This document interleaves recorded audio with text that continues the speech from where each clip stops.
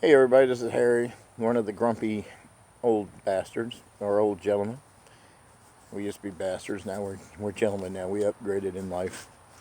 And this is my first video on our own channel. Old grumpy gentleman on film. And the chimes here. I'm outside for a little bit of change of pace here. Trying to get some fresh air. Been down with the flu for about 2 weeks now, and haven't been in movie watching mood and making videos or anything like that. Been having a hard time breathing and such, but that's not why you're here. We're here to talk about this month's pick. If you already know, if you watch the other gentlemen's videos that we do, we have like a book club type film club type thing, sort of like a book club. We'll watch the same film and then we talk about it. And this month Jay picked one of my favorite, my favorite all-time westerns, and it's Butch Cassidy and the Sundance Kid from 1969. My copy's a little beat up. I've had it for over 10 years or so. There's the DVD case, same as gray 1951 Mike's set. It's a 2-disc set here. Paul Newman and Robert Redford. And yeah, you're going to hear cars going by and such like that. It comes with a little booklet here that shows pictures of the real Butch and Sundance on the front of it, and scenes from other films, or scenes from the film. So imagine everybody knows what this film's about, and I'm not going to go into telling you the story about it, because you probably watched the other videos already, and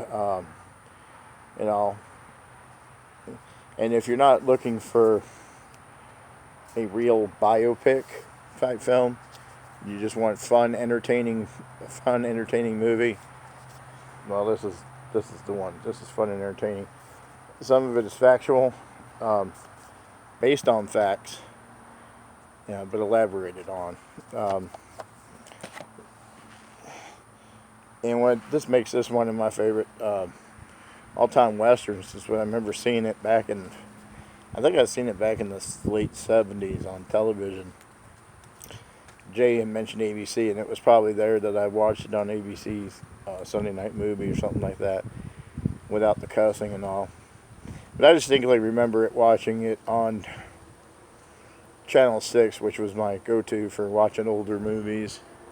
Down in South Florida back then, used to be a local station, so, and they had played this, and that was not the greatest prince of all. It was fun to watch, and why it became my favorite movie was the chemistry between Paul Newman and Robert Redford in this film.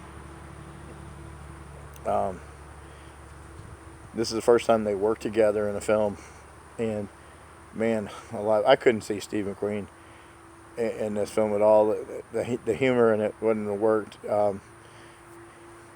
as he was talked about being in that part as well, and they just fit together and perfect, and the camaraderie between them and the humor. That's what makes this movie here for me, is the humor in this film is throughout. I like the very beginning of the film, where they show it like an old newsreel, of one of like a reenactment of one of the holdups from the Hole in the Wall game, done as a silent flicker Nickelodeon type thing, because this apparently happened around 1898, 1899, just before the turn of the century. And there's a guy going by on a tractor. pleasures of living out in the country. Um, but yeah, this happened around the turn of the century, and so that would be flickers, the Nickelodeon type films that would show them. And it's in sepia tone, and it goes through the first part of it, and then it goes into color, where they introduce themselves, where the characters get introduced. Um, the cinematography in this film is great. Shame on me because I didn't look. I'm sorry, Conrad Hall. Yeah, I should have known that. It slipped my mind. But in Conrad Hall photographed this. He was the director of photography, and what a beautiful looking picture. I held off on trying to buy the Blu-ray on this because I've read the reviews on it, and they said that they did so much digital work on this film to restore it that it didn't look really good on Blu-ray. It didn't look natural, and apparently from watching another website or YouTuber, he was talking about 4K. He's into 4K collecting, and that they had done a 4K restoration of this film, and it was ready to go, but Disney bought Fox, and it's on hold, I guess, or God knows when it's going to come out, and God knows how much it's going to cost, because Disney films are expensive. But hopefully Disney will do the right thing and bring it out on 4K. I don't have a 4K TV, but hopefully they do a decent restoration of it. Usually Fox never has I never have a problem with Fox with restoration work on it, but I don't know, if you own the Blu-ray of this film, let me know what you think of the picture quality on it.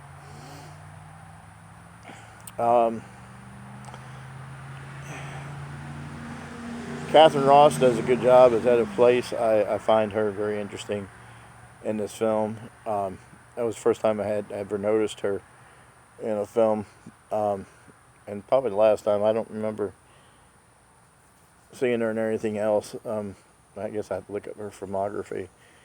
But she's very beautiful, and she's got she got the brunette hair and the brown eyes, and that's what I'm attracted to that. But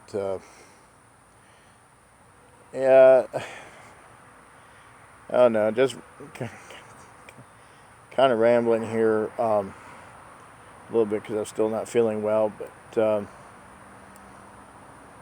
let me pause this for a second. Okay, back. Yeah, Catherine Ross did a good job as Etta Place. Kind of makes me wonder the storyline. Risque. I hadn't seen this mentioned before, but it seems to kind of think that there was a three-way relationship between Butch and Sundance and Etta in this film, that either one could have been. In real life, Etta was a prostitute, so it's a possibility that she was shared between the two, or had a relationship with the two. Kind of reminds me of that film Designed for Living, Ernest Lubitsch's film from the 30s with Gary Cooper and Frederick March, and where they shared relationship, and that's why I got the feeling of that, especially between Paul Newman and Paul Newman and Catherine Ross's character seemed very close in the film, but they didn't go that far, and I guess because of censors, or and around that time things were sort of opening up anyways in movies, so I can't see why that would have been a problem. You know, Midnight Cowboy came out the same year and stuff. The only downfall of this movie for me, the one thing I never did care for, and I mentioned this in a comment to Mike, was that the middle section, or the interlude, I call it the interlude, where they decide, after being chased by the Pinkerton men, and they decide to go to Bolivia.